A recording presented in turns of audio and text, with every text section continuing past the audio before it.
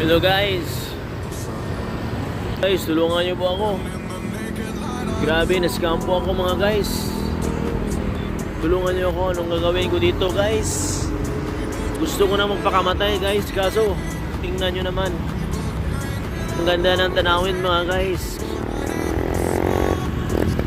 Nagdalawang isip akong pakamatay kasi tingnan niyo ng gandang dagat na yan. Gusto ko nang maligo. Gusto ko magpakamatay dyan. Tulungan nyo ako mga guys. Na-scam po ako. Naloko ako ng 3 babae. Kinuha lahat yung pera ko. Sumama sila sa iba. Naloko ako.